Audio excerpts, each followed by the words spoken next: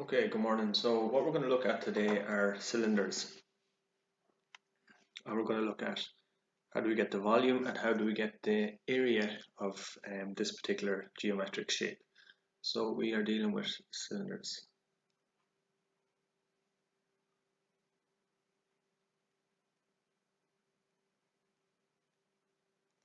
Okay, so cylinders.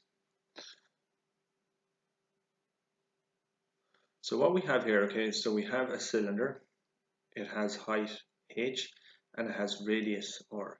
Now what we can do is we can break this up into a net of cylinders, which is what we've done here. So it consists of three 2D shapes. So you have a rectangular piece and then you have the two circular pieces, which are the tops and the bottom.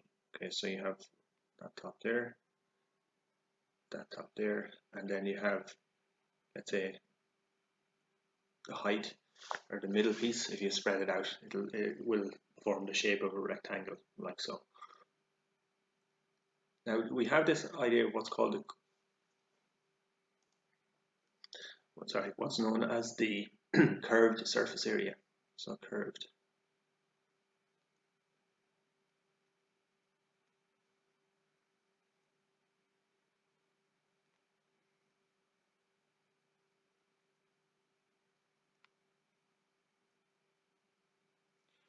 Okay, and that can be abbreviated as curved surface area. So if we think about what the curved surface area is, like really it's this here. So the curved surface area, if we were to, like if we take the rectangular piece of the cylinder, so its height, its width is h, okay, and then its length is going to be 2 times pi r. Okay, so that's coming from the fact that it's a cylinder. Okay, so it's going to have this length. So its curved surface area then, like if you were to look at, it's basically this area around here, like this is it just flattened out.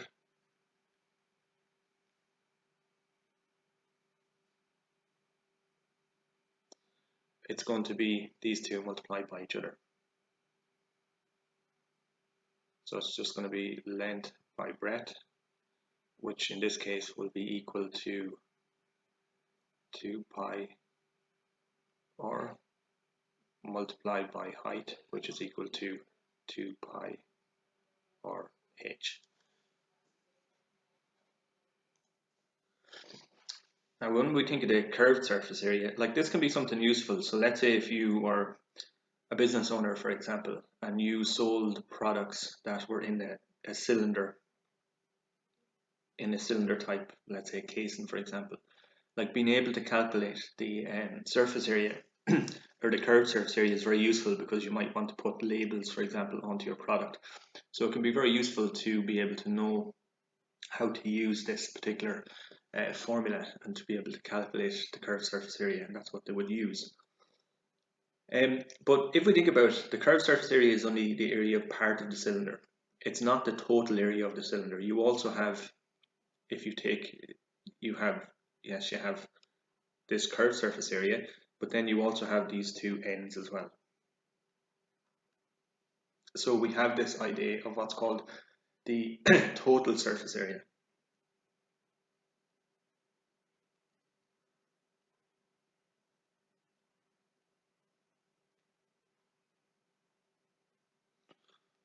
Okay, and that can be abbreviated as TSA. So this gives us part of the total surface area, but we also have to take into account the two cylinders.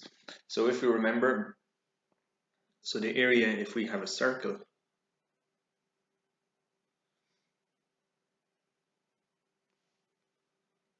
so if you have a circle and it has radius r, remember the area of that circle is going to be pi r squared. So that's the area that that circle will cover. Now, if we think about how do we get the area, if we have two circles then, which we do in the case of a cylinder, we have the top and the bottom, it's just going to be this pi r squared multiplied by 2, which is just, we can write it as 2 pi r squared. So that's going to give us the tops, that's going to give us the top and the bottom. So this is one part, and then this is the other part. So what we can say then is that the total surface area, so that's, you're talking about the surface, let's say, of here, the curve, and then the bottom as well. The total surface area of a cylinder is going to be 2 pi r height, that gives us the curved surface area, plus 2 pi r squared, that gives us the area of the two, the top and the bottom circles that are part of the cylinder. And what we can actually do then with this is we can rearrange it, and we can say that the total surface area is going to be equal to 2 pi r multiplied by r plus h. Okay, so that's another way, like we can rewrite it or simplify it so that it looks something like this. So let's just continue on. Now also as well, if we remember, because a cylinder, because it's going to have a uniform cross-sectional area, so because it has this uniform cross-sectional area,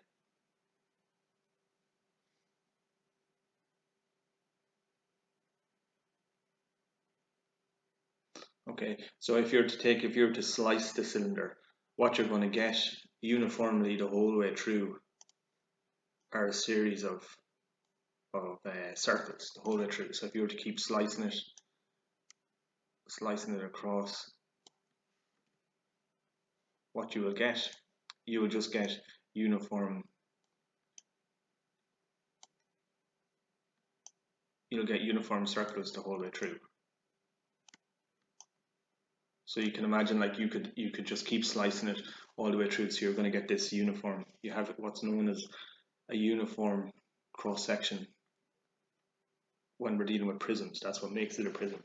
So what we can do then as well is we can actually use, remember, if we have a prism, for example, if the end of the prism is a circle, we can get the area of the circle and then multiply it by the height.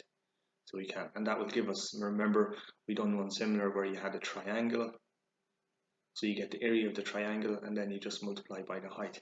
So we can do the exact same as well. We can do the exact same as well with a cylinder if we want to try and figure out what the volume is. So if we take volume then, so volume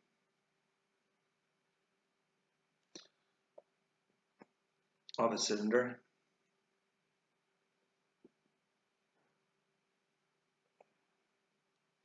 it's going to be equal to, so remember the shape that's on the end is going to be a circle, so it's going to be pi r squared and then multiplied by its height. So the volume is going to be pi r squared by whatever its height is.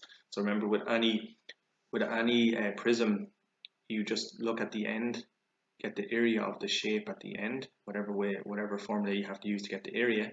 In the case of working out the area of a circle, you're going to use pi r squared. So then the cylinder will have a particular height.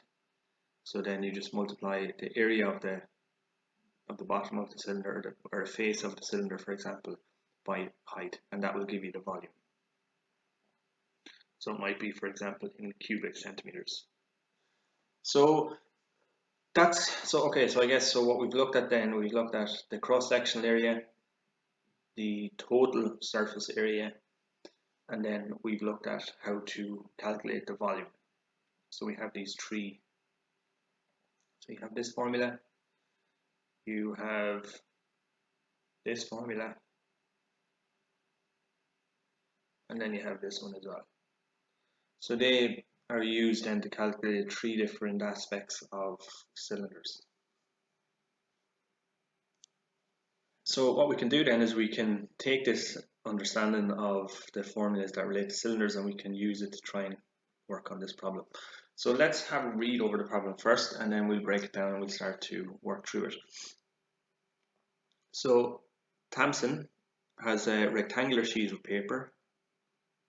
So I'm guessing this is the rectangular sheet of paper. It has length 15 centimeters, so there's its length, and it has width of 8 centimeters. She tapes two of the ends together with no overlap to make a cylinder tube. So she bends these around and makes this tube here. Find the curved surface area of the cylinder. Give your answer to the following parts correct to one decimal place. Okay, so the first thing that we're being asked to do is to find out the curved surface area. So curved surface area is equal to, so if we think of our formula that we looked at up here, so curved surface area, this is what we're doing. So it's 2 times pi r by height. So it's equal to 2 times pi r by height. So we have a look here, what do we have? So height is equal to 8 centimeters. So we have the height.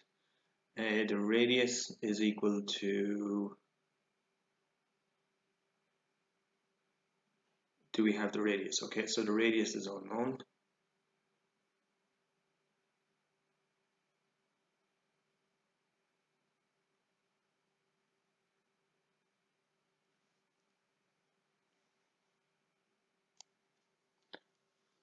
So the radius is unknown. But what we can say, okay, so if we remember what we have here, so if you think about what we have,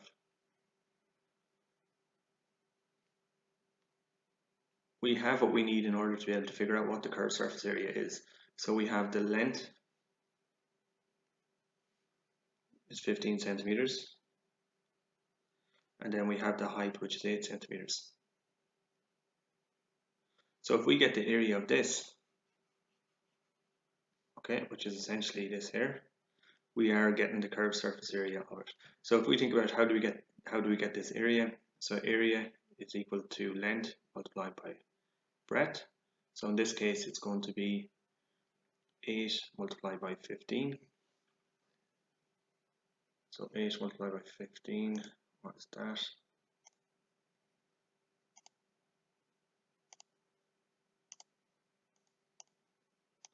It's equal to 120.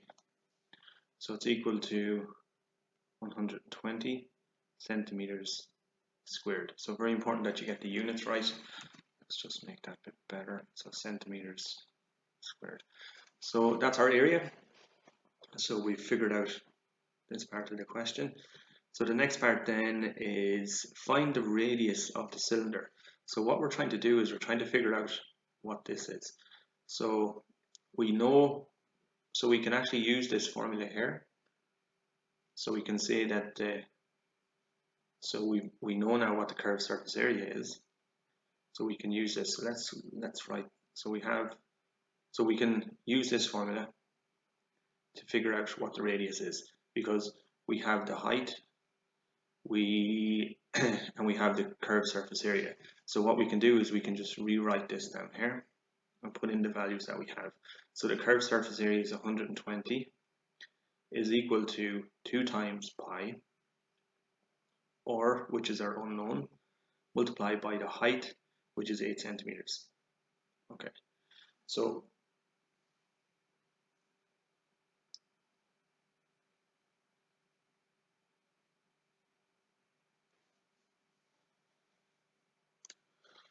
if we multiply this out here, so 2 times pi times 8 times r, so let's see what that works out at.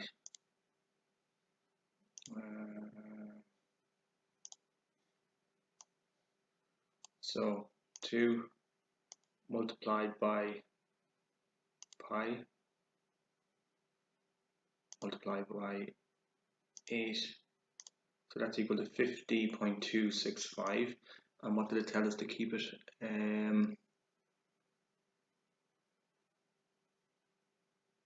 Correct to one decimal place. So if we look at one decimal place, this will become 50.3. Okay, so 50. So it'll be essentially 50.3 or 50.3 or is equal to 120. So all I've done is I've multiplied these out. And now what we want to do is we want to get rid of the 50.3 from in front of the or, so we can get or on its own. So how do we go about doing that? So this is 50.3 multiplied by or, so it's multiplication. Now the opposite of multiplication is division. So what we have to do is we want to get rid of the 50.3 in front of the or, so we can divide it by itself. So you do the opposite of the operation that's at play, which is multiplication, so it's division. So it's going to be 50.3. Now if I multiply, when we have an equal sign, if I multiply this right hand side by 50.3, I have to do exactly the same on the other side, 50.3. If I don't do that, it'll be unbalanced and it won't work out. So what will happen is this will go in there once, this will go in there once, so then or is going to be equal to 120 divided by 50.3. So we have 120 divided by 50.3. So that's equal to 2.385. So we have to keep it correct to one decimal place. So if we go, so it's 20.38. So if we look at, so the first decimal place, the first number after the decimal is 3. So we want to keep it to that one decimal place. So we look at the number after, we see that it's 8, which is greater than 5. So therefore we round this up to 2.4. So the radius is going to be equal to 2.4 centimeters, and that's our radius. So that's our radius. Okay, and that's our surface area. So this is the answer to 1, and then this is the answer to 2. Okay, so let's continue on.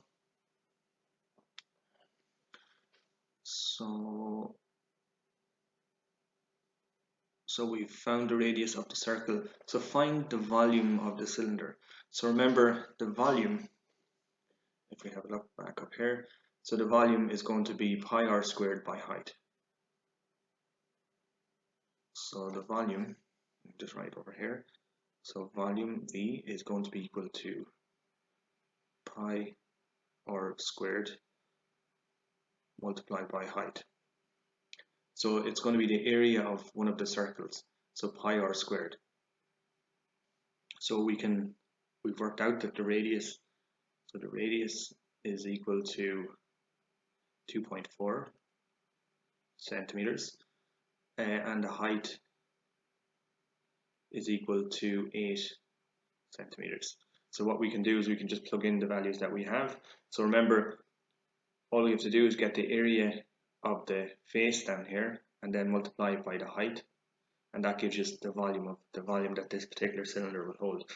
So volume is going to be equal to pi times r squared, which is 2.4 to be squared multiplied by 8. So again, we'll work this out. Now it's very important to remember your order of operations. So you have to square this first before you multiply it by either of the numbers either side. So let's have a look and see what that works out at. So if we take 2.4 to be squared, which is 5.76, multiply that by 8, and then multiply that by pi, which is equal to 144.7. So again, remember we want to keep it to one decimal place. So it's 144.7. The number after the 7 is 6, which is greater than 5, so we round it up. So it's 144.8. So the volume then is going to be equal to 144.8 centimeters cubed. Okay, very important that you get the correct units when you work these out. So the second part then, or the last part then, is we want to figure out what the, let's just zoom out a little bit.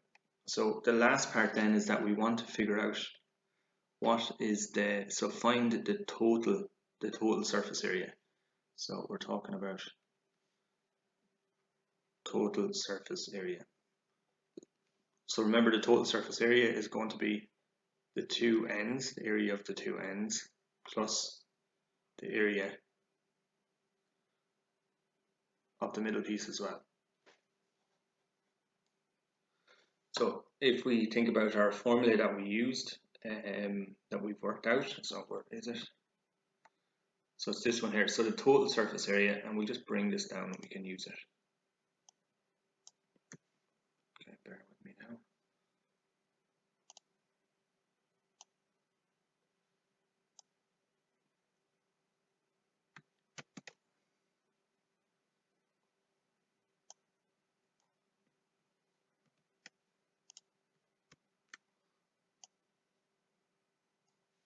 Okay, so the total surface area is going to be, so you're going to have to get the area of this, the area of this, and then the area of this. So we can just use this formula. So it's going to be 2 pi r. So it's going to be, so total surface area is going to be equal to 2 multiplied by pi multiplied by r, which is 2.4, times 2.4 plus the height. And the height was, let me just check and see what it was, it was 8 centimeters. So the height was 8 centimeters plus 8 centimeters. Okay, so if we multiply this out, so the first thing so again, remember BIMDAS, you do what's inside the brackets first. So let's just go down here and look at this. So you do what's inside the brackets first. So 2.4 plus 8, so it's going to be equal to 10.4 multiplied by 2.4 multiplied by pi multiplied by 2. So what's that going to be equal to? So 2 times pi times 2.4 times 10.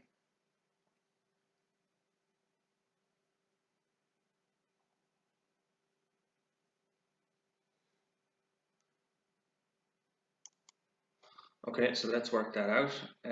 So it's going to be 2 multiplied by pi multiplied by 2.4 multiplied by 10.4.